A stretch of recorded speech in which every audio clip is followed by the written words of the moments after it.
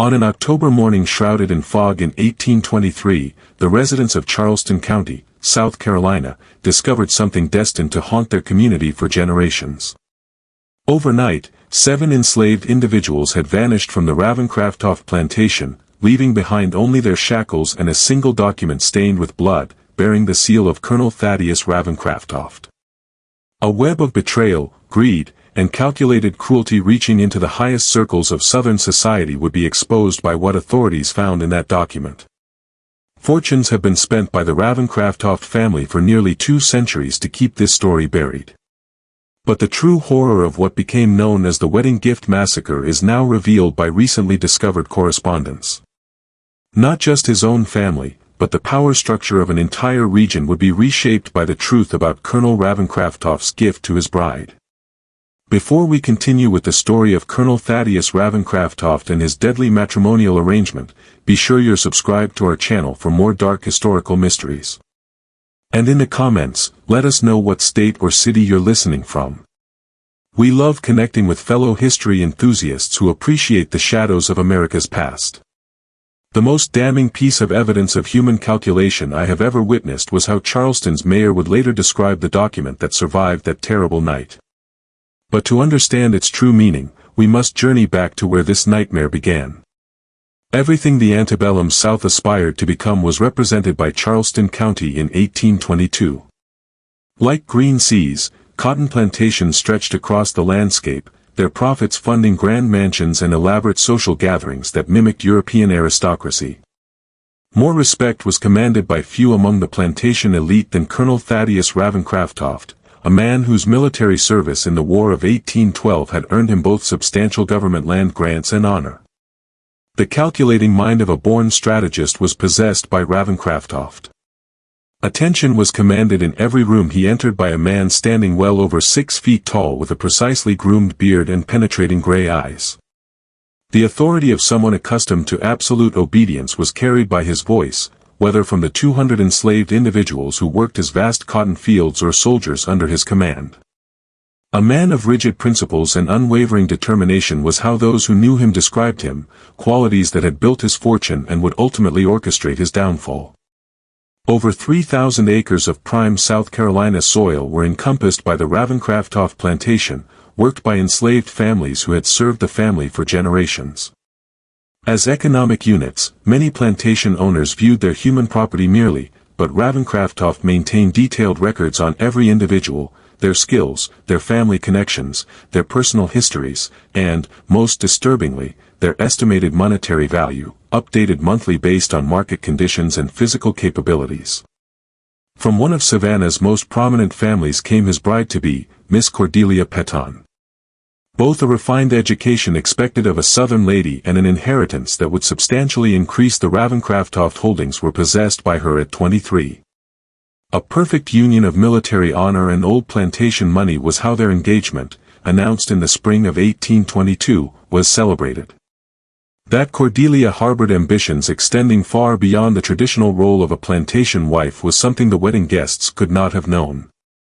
Unusual interest in the management aspects of plantation life had been expressed by Cordelia during their courtship, conducted through formal visits and carefully chaperoned walks through Ravencraftoft's gardens. While most ladies of her station concerned themselves with social obligations and household management, she asked detailed questions about labor organization, crop yields, and profit margins. Information typically reserved for male associates and potential business partners began to be shared by Ravencraftoft, impressed by her business acumen. A woman whose intelligence matched her beauty emerged, but whose moral compass had been warped by a childhood surrounded by immense wealth built on human suffering. Not just through cotton, but through the buying and selling of enslaved individuals across multiple states had Cordelia's father, Horatio Petton, made his fortune. As commodities to be traded, bred, and disposed of according to market demands, she had grown up viewing human beings. The social event of the season was what their wedding, scheduled for October 1822, promised to be. To plantation families from Virginia to Louisiana, invitations went out, and preparations began for a celebration that would last 3 days. No expense was spared by Ravencraftoft, importing French champagne, hiring musicians from New Orleans, and even commissioning a special set of china from England, bearing the combined Ravenscraft and Peton family crests.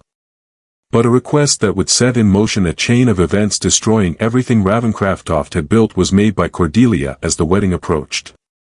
For something no Southern bride had ever requested as a wedding gift, she asked her fiancé during a private dinner in September. Complete ownership and control over 7 specific enslaved individuals from his plantation. In Ravenscraft's private study, a room lined with military maps, family portraits, and ledgers documenting every aspect of his plantation empire, the conversation took place.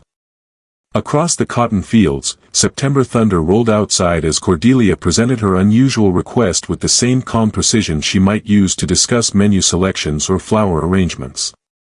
An undertone that made the colonel shift uncomfortably in his leather chair was carried by her voice as she began, "My dear Thaddeus, I have been considering how best to contribute to our household's prosperity after our marriage. Greater service than you might expect is what I believe I can be of."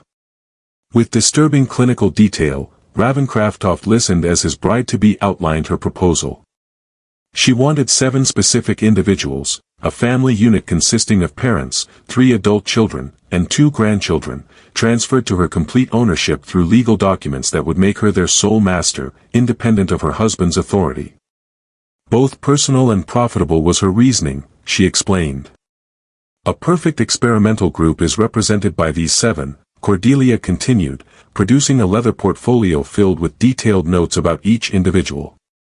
Valuable skills in blacksmithing and textile work are possessed by the older generation. A woman with exceptional ability in herbal medicine and healing and a man with remarkable strength suited for the heaviest field work are included in the middle generation. According to new training methods I have researched, the children are young enough to be molded. The true nature of her experimental methods was what Cordelia did not initially reveal. Through correspondence with contacts in Cuba and Brazil, plantation management techniques considered too extreme even by antebellum Southern standards had been learned by her. These methods involved systematic psychological manipulation, controlled breeding programs, and punishment systems designed to break not just individual will, but family bonds that might interfere with absolute obedience. In an unprecedented situation, Ravenscraft found himself. Fundamental assumptions about marriage roles and property ownership that formed the bedrock of Southern society were challenged by Cordelia's request. Household slaves were typically managed by wives, but field hands were not owned by them independently. Nor did they involve themselves in the brutal calculations required for maximum labor extraction. Yet her business proposal also intrigued him. Unpredictably, cotton prices had been fluctuating, and ways to increase efficiency and reduce costs were being sought by plantation owners throughout the region. Applied across his entire labor force, Cordelia's methods could be, if they proved successful, potentially increasing profits by substantial margins. What they called the Peton method was developed by them over several nights of discussion, a comprehensive system for managing enslaved individuals that would maximize both psychological control and productivity. As test subjects, the 7 chosen individuals would serve, and whether the methods would be expanded plantation-wide after the wedding would be determined by their responses. Complexity and discretion that extended beyond normal business confidentiality were required by the legal arrangements. A man known for handling sensitive plantation legal matters with absolute discretion, Charleston attorney Marcus Bellwether, was retained by Ravenscraft. Documents that would transfer complete ownership of the 7 individuals to Cordelia upon their marriage were drawn up by Bellwether, with provisions that would keep the arrangement secret from local authorities and other plantation owners. A clause Cordelia insisted upon was what made the arrangement particularly sinister. To a remote section of the plantation, the 7 individuals would be relocated where her experiments could proceed without interference from other enslaved workers or observation by visitors. Both living quarters and a location for implementing the new management techniques would be served by a separate building disguised as a textile workshop. That his bride's unusual request represented forward-thinking business innovation rather than calculated cruelty was what Ravenscraft convinced himself of as October approached. Through calculated risks and strategic thinking, he had built his fortune, qualities he now recognized in Cordelia. More than a social union would be their marriage. A business partnership designed to revolutionize plantation management throughout the South was what it would be. That word of their unusual arrangement would reach ears beyond their trusted circle was anticipated by neither of them, setting in motion events that would transform their wedding celebration into something far more sinister. With the kind of crisp autumn clarity that made Charleston County seem like a paradise on earth, October 15, 1822, dawned. For the wedding celebration, the Ravencraftoft plantation had been transformed, with white silk ribbons adorning the oak trees lining the main drive and tables laden with delicacies arranged across the mansion's expansive grounds. Throughout the morning, over 200 guests arrived, their carriages creating a procession that stretched for miles along the country roads. Some of the most powerful families in the antebellum South were among the wedding guests. Along with senators, judges, and plantation owners whose combined wealth could influence federal and state legislation, Governor Richardson himself attended. In the plantation's garden pavilion, the ceremony took place, with Cordelia radiant in imported French silk and Ravencraftoft resplendent in his military dress uniform. But during the gift presentation ceremony, a tradition where the groom publicly announced his wedding present to his bride, the true significance of the day would emerge. This moment had been planned carefully by Ravencraftoft, understanding that his gift would be discussed in drawing rooms from Virginia to Louisiana for months to come. What would become the most infamous wedding speech in South Carolina history was begun by Ravencraftoft as he stood before the assembled guests and called for attention. "My dear friends," he announced, his voice carrying clearly across the garden. "Jewels, fine clothing, or perhaps a new carriage is customary for a groom to present to his bride, but something far more practical and forward-thinking has been requested by my beloved Cordelia." With growing fascination, the crowd listened as Ravencraftoft described his gift, the legal ownership of 7 enslaved individuals, chosen specifically for their diverse skills and potential for what he termed innovative management approaches. His bride's business acumen and her desire to contribute actively to the plantation's prosperity through improved labor efficiency methods were spoken of by him. A respected military officer praising his wife's entrepreneurial spirit and commitment to plantation improvement was what the guests heard. That at that very moment, the 7 individuals in question were being forcibly separated from their families and relocated to the remote building where Cordelia's experiments would begin immediately following the wedding celebration was what they could not have known. Mixed, but generally positive, was the reaction among the wedding guests. To inquire about Cordelia's methods, several plantation owners approached Ravencraftoft throughout the evening, expressing interest in similar arrangements with their own wives. A progressive adaptation to changing economic conditions was how the idea of involving educated Southern ladies more directly in plantation management struck many. Favorably, not everyone present viewed the announcement, however. Deeply disturbed, Dr. Edmund Fitzgerald, the county physician who had treated enslaved individuals on multiple plantations, found himself by the clinical language Ravencraftoft used when describing human beings as management test cases and experimental subjects.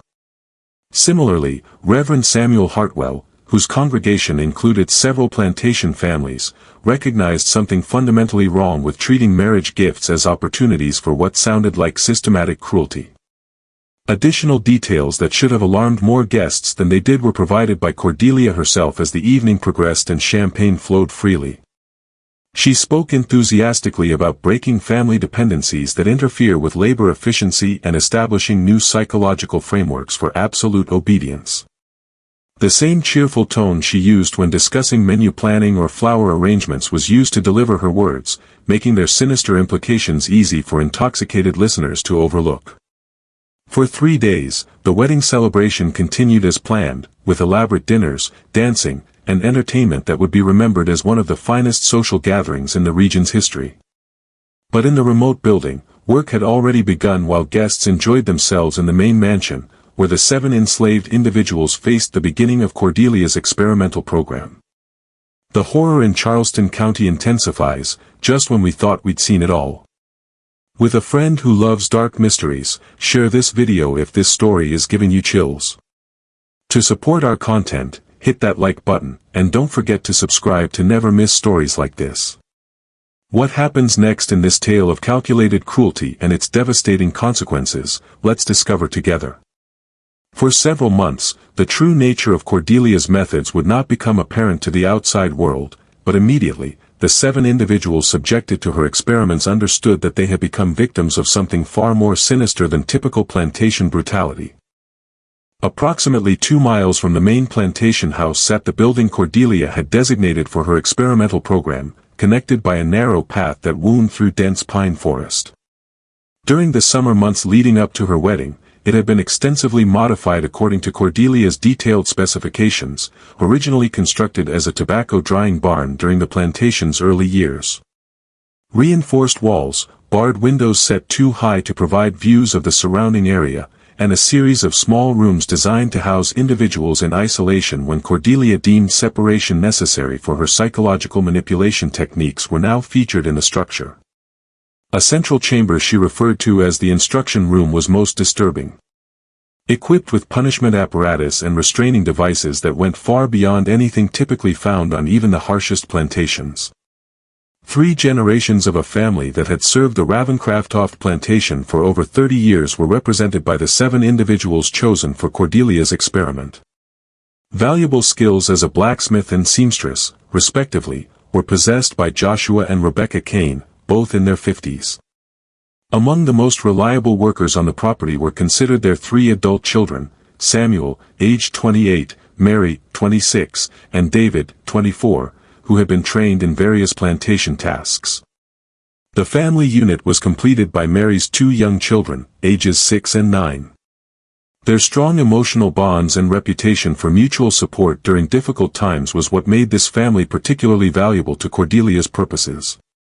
Her research had convinced her that more compliant, productive workers who would focus entirely on their assigned tasks rather than maintaining relationships that might interfere with absolute obedience would result from breaking these family connections. With systematic isolation designed to destroy the family's communication and support systems, Cordelia's methods began. Separate living quarters were assigned to each individual, and forbidden from speaking to other family members except during supervised work periods they were. To prevent social interaction, meals were provided at different times, and punishment that affected not just the individual involved but randomly selected family members resulted from any attempt to communicate. To deliberately false information designed to create mistrust and suspicion among family members, the psychological manipulation extended. Cordelia would tell Joshua that his son Samuel had spoken critically about his father's work performance while simultaneously informing Samuel that his father had requested additional punishment for his eldest son's alleged laziness. The trust and affection that had sustained the family through previous hardships were gradually eroded by these fabricated reports, creating tensions and doubts. But what she called productivity bonding was what involved Cordelia's most innovative and cruel technique. In various tasks, family members were forced to compete against each other with the understanding that better treatment would result from superior performance by one individual, while punishment would be brought to their loved ones as well as the underperformer by inferior performance. A source of fear and guilt was transformed into natural family loyalty by this system, as the welfare of those they cared about most was directly affected by each person's actions. Ideal conditions for Cordelia's program were provided by the winter months, as shorter daylight hours meant longer periods of confinement and limited outside contact.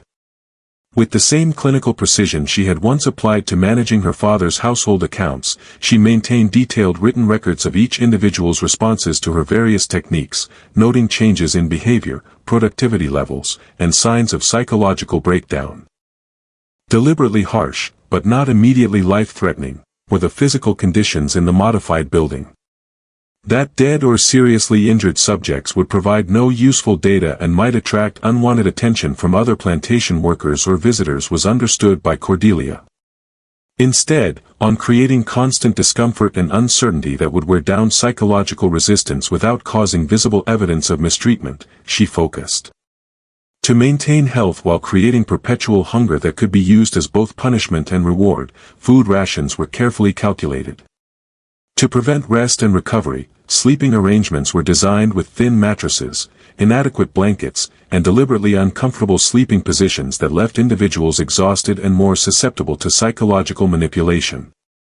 Daily, Cordelia visited her experimental subjects throughout the winter months, always accompanied by two trusted overseers who had been sworn to secrecy about the special arrangements.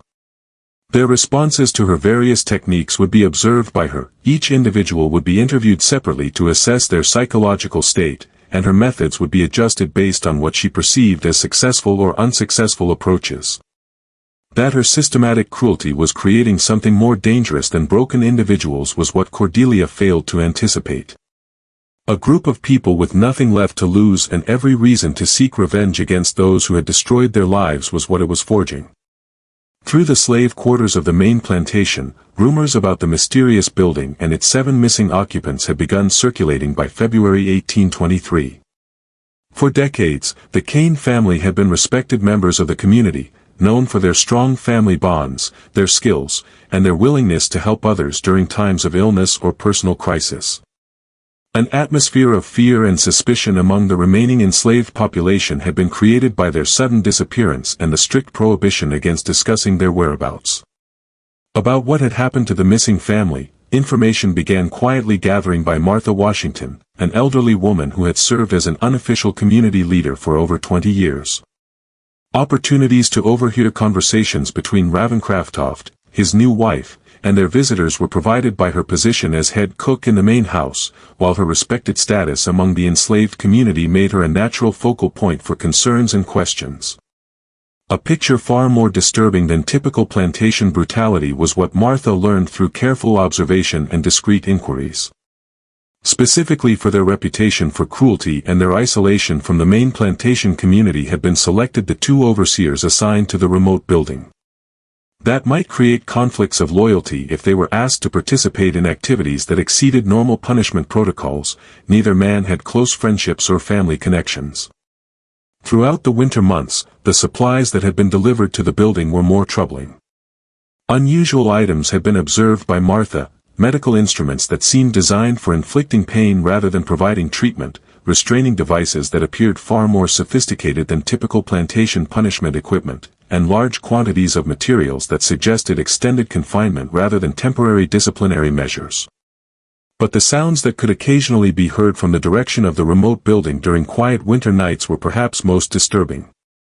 Hearing screams and cries that lasted for hours, followed by periods of absolute silence that seemed somehow more ominous than the sounds of obvious suffering, were reported by several plantation workers. What she called prayer circles was begun organizing by Martha, gatherings where enslaved individuals would meet in secret to share information about the missing family and discuss their concerns. Multiple purposes were served by these meetings. For a community living under constant fear, they provided emotional support. They facilitated the exchange of information that might be useful for survival, and they began to foster a sense of shared purpose and unity that had previously been prevented by the plantation's size and the diverse backgrounds of its workers.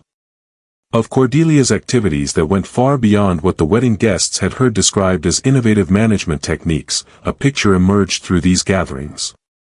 Systematic torture designed not just to punish but to break the human spirit in ways that would make individuals incapable of resistance or independent thought was suggested by reports from those who had observed the building from a distance.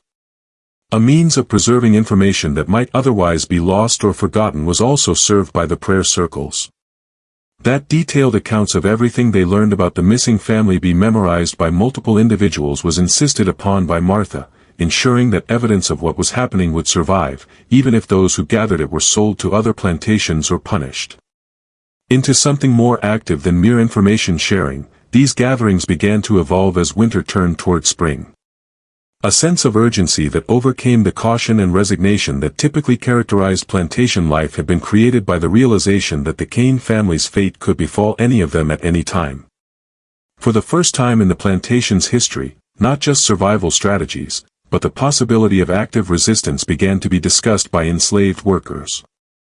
Meanwhile, among the white community as well, word of the Ravenscraft plantation's experimental program had begun to spread, though in very different terms than the whispered fears circulating through the slave quarters. Meetings with Cordelia to learn about her innovative management techniques had been requested by several plantation owners from neighboring counties, and there was growing speculation that her methods might be adopted more widely throughout the region. Additional pressure for Cordelia to produce demonstrable results from her experimental program was created by this outside interest.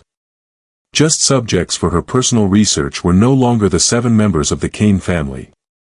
Proof of concept for methods that might revolutionize plantation management throughout the antebellum South had they become. As a pioneer in plantation efficiency, Cordelia would be established by their complete psychological breakdown and transformation into perfectly obedient workers. While any failure might discredit both her methods and her reputation among the planter elite, the ultimate test of whether Cordelia's experimental subjects had been successfully transformed into the kind of workers she had promised would be provided by the approaching spring planting season. But events were already in motion that would ensure her experiment would be remembered for very different reasons than she had anticipated as the days grew longer and warmer. To Charleston County, March 1823 brought unseasonably warm weather, along with the intensive preparations that preceded spring planting season. Enslaved workers prepared fields, repaired equipment, and organized supplies for the months of intensive labor that would determine the year's cotton crop and the plantation's financial success across the plantation. The culmination of her experimental program was what the approaching planting season represented for Cordelia. Back into the plantation's general labor force, the 7 members of the Kane family would be integrated after 5 months of systematic psychological manipulation, where their transformed behavior would demonstrate the effectiveness of her methods to both her husband and the growing number of plantation owners who had expressed interest in similar programs. But far different from what she had intended were the changes undergone by the individuals subjected to Cordelia's experiment. A shared understanding that their survival depended on eliminating the source of their torment, regardless of the consequences, had they developed, rather than becoming broken, compliant workers focused solely on their assigned tasks. With David Kane, the youngest of the adult siblings, whose natural leadership abilities had made him a particular target for Cordelia's psychological manipulation techniques, the transformation had begun. A cold, calculating intelligence that focused entirely on finding ways to strike back against those who had destroyed his family had instead been fostered by repeated attempts to break his spirit through punishment and isolation. Every detail of the building's layout, the routines of the overseers, and the patterns of Cordelia's visits had been spent memorizing by David, working in isolation, denied communication with his relatives, during the winter months. He had observed which doors remained unlocked during different times of day, where tools and potential weapons were stored, and how sound carried between different sections of the building. Despite Cordelia's elaborate isolation protocols, ways to communicate with his family members had been found by David. More importantly, the Kane family had maintained contact and begun coordinating their responses to their captors' demands through a system of hidden messages, coded sounds, and carefully timed gestures. The development of a sophisticated conspiracy focused on a single objective, escape or revenge, was what the gradual breakdown of family bonds actually appeared to be. On March 15, when Cordelia decided to implement what she called the final integration test, the breaking point came. From her mother permanently, Mary Kane's 6-year-old daughter, little Sarah, would be separated and assigned to work in the main house, where her mother would be able to see her daily but never speak to her again. Whether the psychological conditioning had been successful in eliminating inappropriate emotional attachments that interfered with work efficiency would be demonstrated by this separation, Cordelia explained to her overseers. But very different than passive compliance was what the overseers found the Kane family prepared for when they came to collect Sarah that morning. But not into broken, obedient workers, they had indeed been transformed by the months of systematic torture. A coordinated unit focused entirely on survival and retribution with nothing left to lose and no remaining faith that submission would protect them from further cruelty was what they had become. When David Kane refused to allow the overseers to take his niece, the confrontation began. The calculated challenge of someone who had prepared for this moment for months, not the desperate resistance of someone acting on impulse, was his defiance. The combined resistance of 7 people who had decided that death was preferable to continued torture was what he found himself facing when the first overseer moved to strike David for his insubordination. The systematic execution of a plan that had been developed over months of careful observation and preparation, not the chaotic violence of desperate people, was what followed. Their captors' weaknesses had been identified by the Kane family, the building's vulnerabilities had been learned, and for the consequences of active resistance, they had prepared themselves. They were ready when the moment came. Through intimidation and punishment, the two overseers assigned to guard them were experienced in controlling individual slaves. But coordinated resistance from a group that no longer feared death was what they were unprepared for. Both men were dead within minutes, killed not in a frenzy of anger, but through the careful application of tools and techniques that David and his family had planned with the same precision Cordelia had used to design their torment. Only the beginning of what the Cain family had planned for this day was killing their immediate captors. They had spent months memorizing her routines, listening to Cordelia's daily visits, and preparing for the opportunity to confront the person truly responsible for their suffering. And on the morning of March 15th, they knew exactly where to find her. The same methodical approach she had applied to every aspect of her experimental program was how Cordelia Ravenscraftoff began March 15th. After breakfast with her husband in the main house dining room, she collected her daily observation notes, gathered the supplies needed for the morning's integration test, and set out along the familiar path through the pine forest toward the remote building where her subjects awaited her arrival. The sweet scent of early spring flowers and the sounds of plantation life beginning another day were carried by the morning air. Their voices and the sounds of their tools creating a backdrop of productive activity that reinforced Cordelia's conviction that her experimental methods would soon revolutionize plantation management throughout the South. Field hands were already at work preparing for the coming planting season. The confident stride of someone who had never encountered resistance she could not overcome through careful planning and systematic application of pressure was how she walked. With each of the 7 subjects showing precisely the kind of psychological transformation that would make them ideal workers once they were integrated back into the plantation's general labor force, the 5 months of her experimental program had proceeded exactly according to her expectations. A scene that would haunt the nightmares of everyone who witnessed it for the rest of their lives was what Cordelia discovered when she reached the building. Killed with tools and techniques that demonstrated both planning and intimate knowledge of human anatomy, the 2 overseers lay dead in the central instruction room. But the evidence of systematic preparation that surrounded their bodies was far more disturbing than their deaths. Something very different from what Cordelia had intended had been used by the Cain family to transform the building during their months of confinement. Tools had been modified into weapons. Supplies had been gathered for what was clearly a carefully planned confrontation rather than a spontaneous act of violence, and escape routes had been prepared. But the realization that the 7 individuals she had believed were broken and compliant had instead been watching her, learning her routines, studying her vulnerabilities, and preparing for this moment with the same methodical precision she had used to design their torment was most disturbing of all. No longer the psychologically shattered individual Cordelia believed she had created, but someone whose intelligence and determination had been focused entirely on survival and retribution. David Cain stood in the center of the instruction room.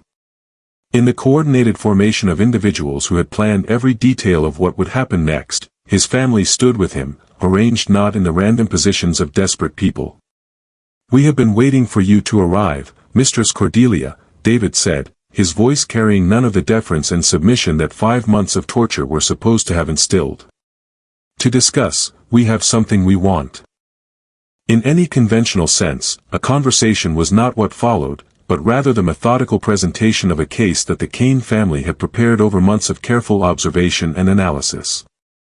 Every aspect of Cordelia's experimental program had been documented by them, every detail of her methods had been memorized, and a comprehensive account of what had been done to them and why had been prepared. But to confront their tormentor with evidence of her cruelty was not simply their purpose. That Cordelia's experimental program was intended as a model for wider implementation and that their suffering was designed to establish methods that would be applied to enslaved individuals throughout the region had been realized by the Cain family. That Cordelia's methods died with her program unless they took steps to ensure their escape would not save others from a similar fate. Far more dangerous than a rebellious slave had David Cain become. Someone who understood exactly how the plantation system worked, who could anticipate the responses of authorities to slave rebellion, and who had developed a comprehensive plan not just for escape, but for ensuring that evidence of Cordelia's experiments would reach people capable of taking action to prevent similar programs had he become. The calculated execution of justice by individuals who had been transformed by their suffering into something their captors had never anticipated, not the desperate violence of people with nothing left to lose, was the confrontation that morning. A story that authorities would spend decades trying to suppress would be told by the manner of her death when Cordelia's body was discovered later that day. But far beyond personal revenge extended the Kane family's plan. Evidence had been prepared by them, documentation had been gathered, and contacts had been established that would ensure their story reached ears beyond the local authorities who might be motivated to cover up scandals that could damage the reputation of prominent plantation families. At approximately 2 o'clock on the afternoon of March 15, when her failure to return from her daily visit to the experimental facility had become cause for concern, Colonel Thaddeus Ravencraftoff discovered his wife's body. Not only his understanding of his wife's activities, but the entire trajectory of his life and the legacy of his family name would be reshaped by what he found in the remote building. In the central instruction room, surrounded by evidence of the experimental program that had consumed her attention for the previous 5 months, Cordelia lay. Something far more disturbing than the scene of random violence that might be expected from a slave rebellion was what Ravencraftoff encountered, however. The systematic documentation and presentation of evidence that revealed the true nature of what his wife had been doing to the 7 members of the Kane family. Into what could only be described as a museum of cruelty, the building itself had been transformed, with every psychological manipulation technique, every restraining device, and every tool carefully arranged and labeled to demonstrate the comprehensive nature of Cordelia's experimental program. In a manner that would leave no doubt about the deliberate, systematic nature of what had been done to the missing family, written documentation, including Cordelia's own detailed notes, had been organized and presented. A comprehensive written account, obviously prepared over many weeks, that detailed not only what had been done to the Kane family, but Cordelia's plans for expanding her methods throughout the plantation and her correspondence with other plantation owners who had expressed interest in similar programs was most disturbing of all. That what Ravencraftoff had understood as an isolated experiment was actually intended as the foundation for a regional transformation of plantation management techniques was revealed by the document. Completely vanished had the Kane family themselves, leaving behind only the evidence of their months of suffering and a clear indication that their escape had been planned with the same systematic precision that characterized everything else about the confrontation. Nothing that belonged to the plantation had been taken by them, nothing beyond what was necessary to eliminate their captors had been destroyed, and a complete record that would make any cover-up attempt extraordinarily difficult had been left behind. Preventing the discovery from becoming public knowledge that would destroy not only his own reputation, but the standing of every plantation owner who had been associated with Cordelia's experimental program was Ravencraftoff's immediate concern. Within hours of finding his wife's body, he had dispatched trusted riders to contact other members of the planter elite who needed to be warned about the potential scandal and enlisted in efforts to control the narrative. Swift and coordinated was the response. To assess the situation and develop strategies for preventing the truth about Cordelia's experimental program from reaching newspapers or authorities that might use the information to attack the entire plantation system, representatives from some of the most powerful families in South Carolina had arrived at the Ravencraftoff plantation by evening. Evidence so damning that traditional cover-up methods would be inadequate was what they discovered. Risks that extended far beyond damage to individual reputations were created by the systematic nature of Cordelia's cruelty, the involvement of other plantation owners in planning similar programs, and the comprehensive documentation left behind by the Kane family. What they called comprehensive suppression was the decision made to implement a coordinated effort that involved regional newspapers, local law enforcement, and political authorities at the state level. That Cordelia Ravencraftoff had been killed during a random slave rebellion that was quickly suppressed with the perpetrators captured and executed to prevent similar incidents would be the official story. But eliminating all evidence of the experimental program, including the building itself and everyone who had knowledge of what had actually occurred, was required by creating a believable alternative narrative. A systematic campaign of intimidation, bribery, and threats would be implemented over the following weeks to ensure that no one who had witnessed evidence of Cordelia's activities would be willing or able to share that information with outside authorities. As victims of unprovoked violence, with no mention of their role in Cordelia's experimental program, the 2 overseers who had been killed were described. As captured and executed, though no bodies were ever produced and no public executions took place, the 7 members of the Kane family were reported. Completely dismantled was the remote building, with its materials burned and scattered to eliminate any physical evidence of what had occurred there. Too dangerous to allow survival in any form was declared. Most importantly, the comprehensive written account left behind by the Kane family.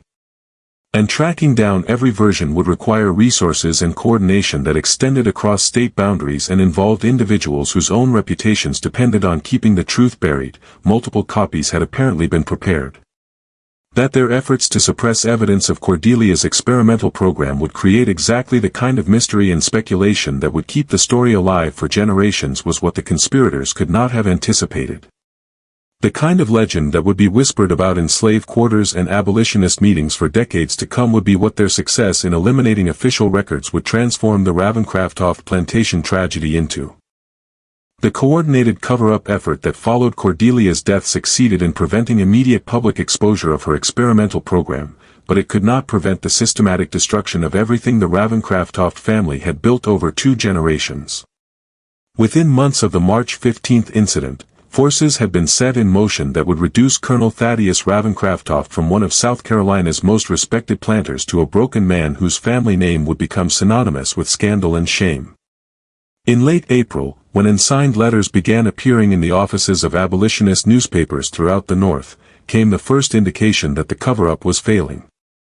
Detailed descriptions of Cordelia's experimental program were contained in these letters, accompanied by information that could only have come from someone with intimate knowledge of both the plantation's operations and the subsequent cover-up efforts. By someone with education and sophisticated understanding of how to present evidence in ways that would be credible to skeptical readers, the letters were clearly written. Specific details about plantation layouts, names of overseers, descriptions of equipment used in the experimental program, and, most damaging of all, direct quotes from correspondence between Cordelia and other plantation owners who had expressed interest in implementing similar methods were included by them. Their timing was what made these revelations particularly devastating. Throughout the North, the abolitionist movement was gaining momentum, and exactly the kind of documentation that reformers needed to support their arguments about the inherent brutality of the slavery system was provided by evidence of systematic torture programs on southern plantations. A centerpiece of anti-slavery publications and speaking tours had the Ravencraftoft plantation story become within weeks. But from within the southern planter community itself came the real destruction. Questions they could not answer without admitting their own involvement in planning systematic torture were found facing by the other plantation owners who had been associated with Cordelia's experimental program. They began distancing themselves from Ravencraftoft one by one, canceling business relationships and spreading rumors designed to shift blame entirely onto the colonel and his deceased wife. Effectively ostracized from the social and business networks that formed the foundation of plantation society had Ravencraftoft been by summer 1823. To call in loans or refuse credit extensions, banks that had previously competed for his business suddenly found reasons. Immediate payment for goods that had traditionally been purchased on seasonal credit arrangements began demanding by merchants who had provided supplies for decades. Actively discouraging their enslaved workers from any contact with Ravencraftoft's plantation, treating it as a source of dangerous ideas about resistance and rebellion, began other plantation owners, most devastating of all. Political isolation that made Ravencraftoft's situation increasingly precarious accompanied the economic pressure. A liability became his military rank, which had opened doors throughout South Carolina's political establishment, as officials worried that association with him might damage their own reputations. Stopped arriving were invitations to social gatherings. Without explanation, business partnerships dissolved, and excuses to avoid encounters that might be observed by others were found by former friends. But on the plantation's enslaved population was perhaps most devastating the effect. Throughout the region, word of the Kane family's successful resistance had spread, creating what authorities described as dangerous excitement among enslaved individuals who had previously accepted their situation with resignation. A symbol of successful resistance became the Ravencraftoft plantation, and increasingly expensive security measures that further strained the plantation's deteriorating finances were required for maintaining control over the remaining workers. Something more than a community leader among the enslaved population had become Martha Washington, the elderly cook who had organized the prayer circles during the winter months.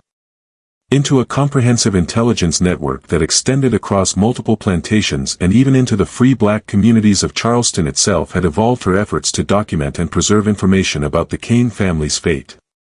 In ways that had never existed before the Ravenscraft incident, detailed information about plantation vulnerabilities, overseer weaknesses, and opportunities for resistance was being shared and coordinated through this network.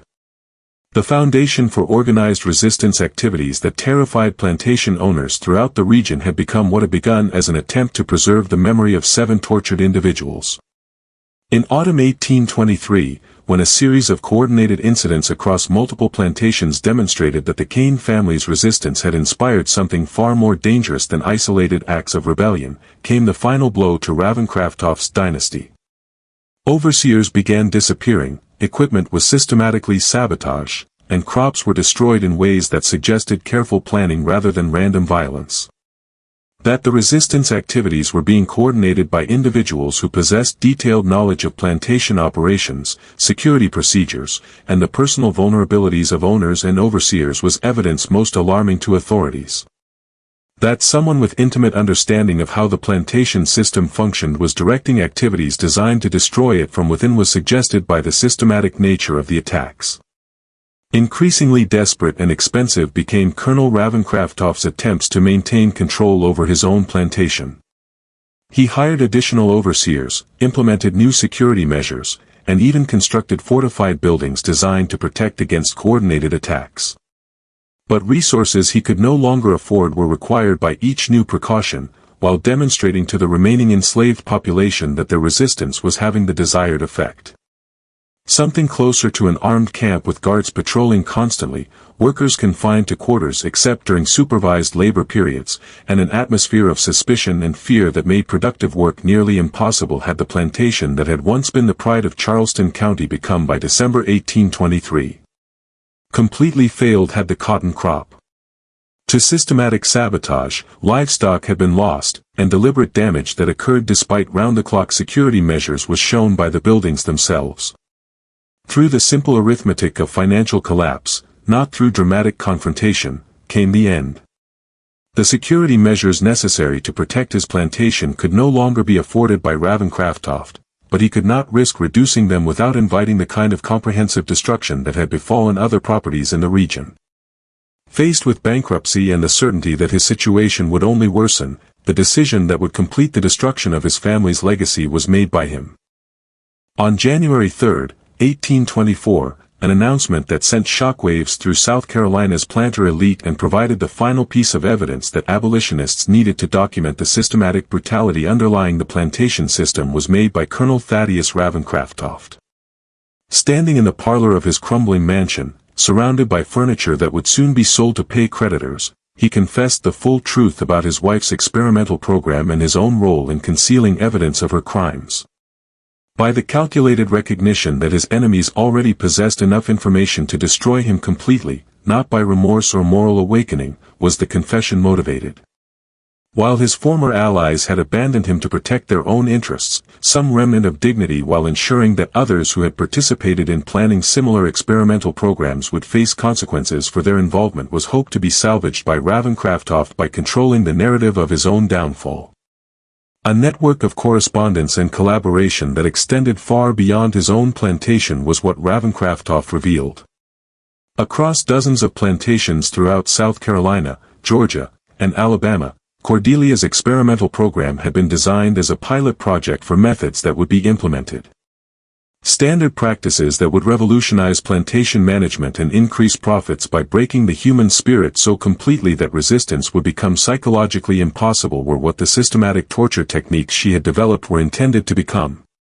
Names, dates, and specific details about other plantation owners who had provided funding, advice, and resources for Cordelia's experiments were included in the confession.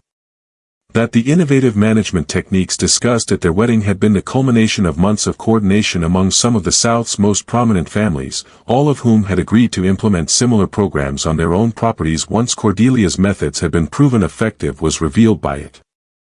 That local authorities, including sheriffs, judges, and political officials, had been informed about the experimental program and had agreed to provide protection from legal consequences in exchange for promises that successful techniques would be shared with their own business interests was most damaging of all revealed by Ravencraftoft's confession.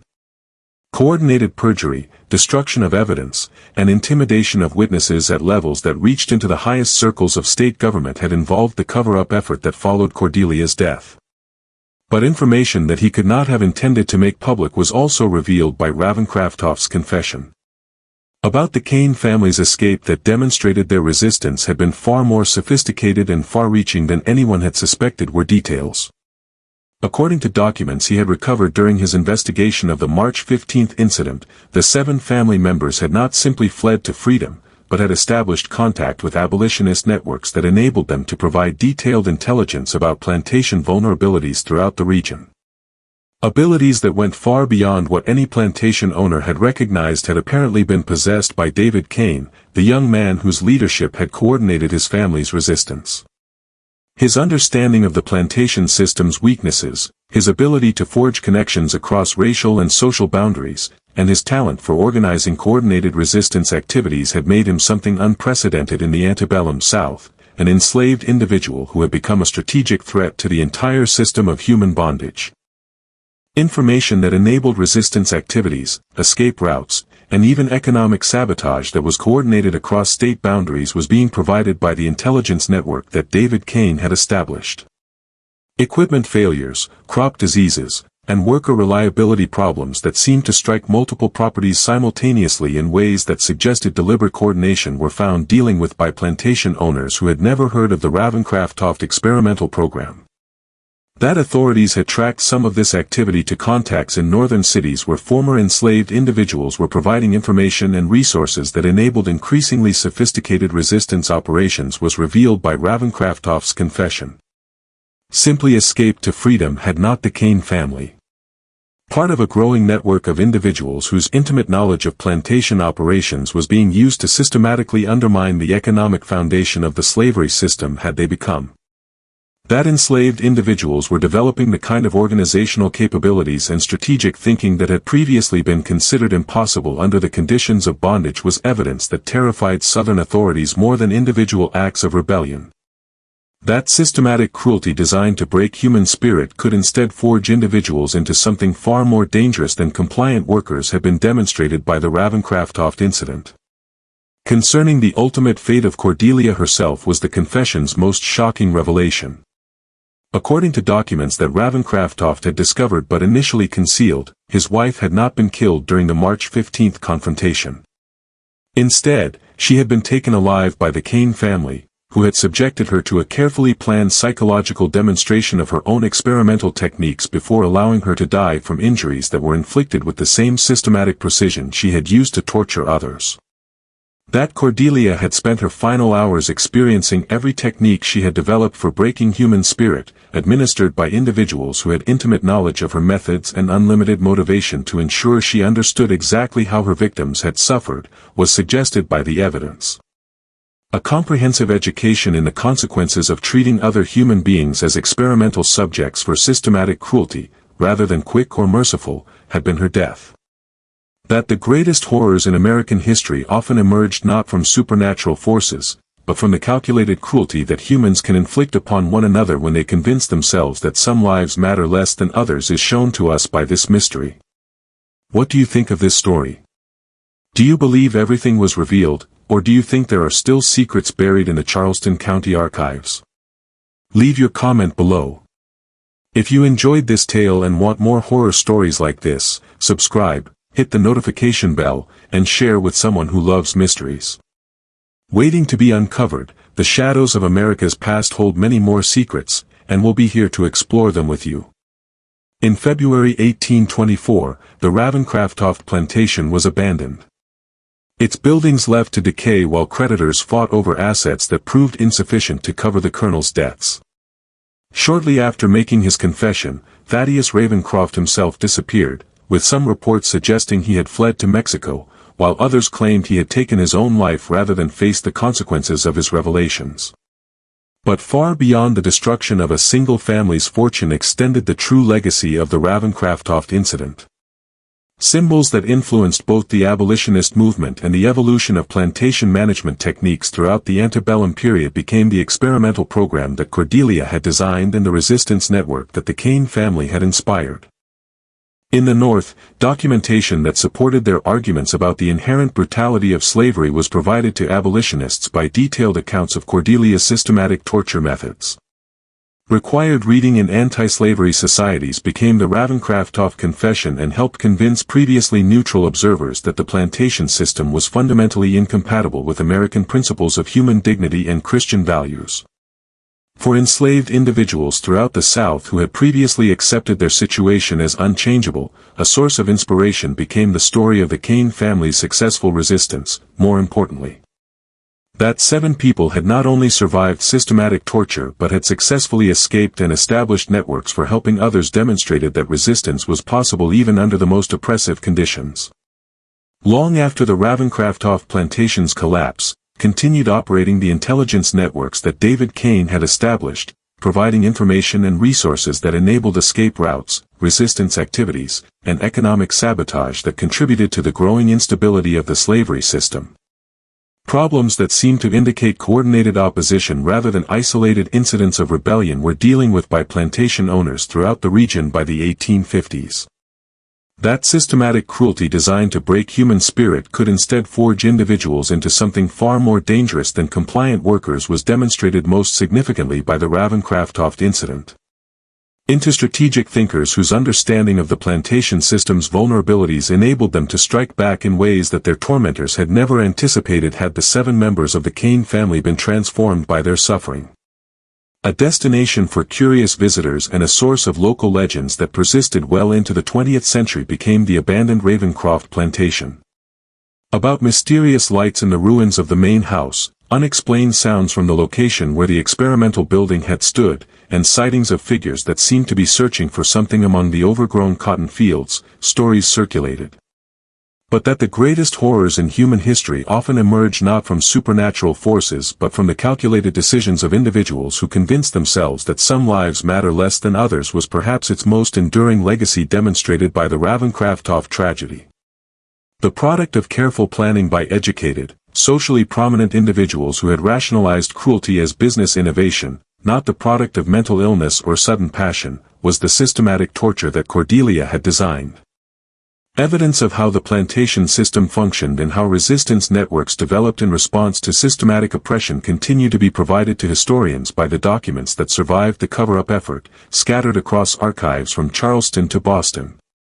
Rare insight into both the brutal calculations that sustained human bondage and the sophisticated strategies that enslaved individuals developed to resist and ultimately undermine their oppressors is offered by the Ravencraft Papers, as they came to be known. By foundation stones and a historical marker that provides a sanitized account of the property's significance in the region's agricultural development is marked today the site where the Ravencraft plantation once stood. But for those who know where to look, evidence remains of the experimental building where 7 individuals endured months of systematic torture before transforming their suffering into the foundation for a resistance network that would contribute to the eventual collapse of the system that had enslaved them. That the shadows of America's past continue to shape our present and that the most important historical lessons often come from confronting the uncomfortable truths about what humans are capable of doing to one another when systems of power convince them that cruelty can be justified as progress serves as a reminder the true story of Colonel Thaddeus Ravencraft and his wife's wedding gift of 7 human beings.